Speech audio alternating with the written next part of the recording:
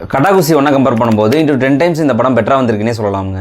First ஹாஃபில் காமெடிஸ்லாம் முன்னும் பின்னமா படம் ஃபர்ஸ்ட் கியரில் போனால் கூட செகண்ட் ஹாஃபில் டாப் கியரை போட்டு ஹியூமர், எமோஷன், பேரண்டிங்னு எல்லாத்தையும் மிக்ஸ் பண்ணி ஒரு பக்காவான கமர்ஷியல் பேக்கேஜை டெலிவர் பண்ணியிருக்காங்க. ஸ்டோரி வைஸ் பார்க்கும்போது பார்ட் 1ஓட அதே டெம்ப்ளேட்டை யூஸ் பண்ணியிருந்தாலும் அதை ப்ரெசென்ட் பண்ண விதம் தாங்க செம்ம இன்ட்ரெஸ்டிங்காகவே படத்தை மாற்றுது. கிளைமேக்ஸ்லாம் வேறு லெவல் எக்ஸிக்யூஷன் தாங்க சொல்லணும். யோகி பாபுவோட கமெண்ட்ரியும் சேர்ந்து அந்த 10 நிமிஷம் இடைவிடாத சிரிப்பு தாங்க. Through out the film comedies நிறைய இடங்களில் ஒர்க் ஆயிருந்தாலும் செகண்ட் ஹாஃபில் வர எமோஷன்ஸை செமையாகவே புல் ஆஃப் பண்ணியிருக்காங்க. பேரண்ட்ஸ் பிரிஞ்சிருக்கும் போது பசங்க என்ன மாதிரியான ஸ்ட்ரெஸ் அனுபவிக்கிறாங்க அண்ட் குட் பேரண்டிங் பற்றின ஒரு நல்ல சோஷியல் மெசேஜுமே இந்த படத்தில் சொல்ல ட்ரை பண்ணியிருக்காங்க. இந்த படத்தோட குறைகள்னு பார்த்தீங்கன்னா சண்டை வரதுக்காகவே சில சீன்ஸ்லாம் ஃபோர்ஸ்ஃபுல்லாக எழுதியிருக்காங்க. உதாரணத்துக்கு விஷ்ணு விஷால் ஐஸ்வர்யா ராய் அண்ட் முனிஷ்காந்த் அடிக்கிறது, கோச் அவர் மனைவிட்ட சண்டை போடுறது, இந்த இடங்கள்லாம் நேச்சுரலாக ஃபீல் ஆகாமல் ஒரு ஃபோர்ஸ்டு ஃபீல் தாங்க கொடுத்துச்சு. அண்ட் கிளைமேக்ஸ் சீக்வன்ஸை பார்த்தீங்கன்னா ரொம்ப லென்த்தாக எடுத்து வச்சிருக்காங்க. அதை கொஞ்சம் கட் ஷார்ட் பண்ணி டெலிவரி பண்ணியிருந்திருக்கலாம்.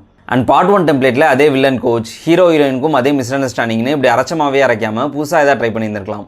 அண்ட் லாஜிக்காக விஷயம் படம் பார்த்தீங்கன்னா மூவியோட எந்த பாயிண்ட்லையுமே சுத்தமாகவே உங்களால் கனெக்ட் ஆகவே முடியாது.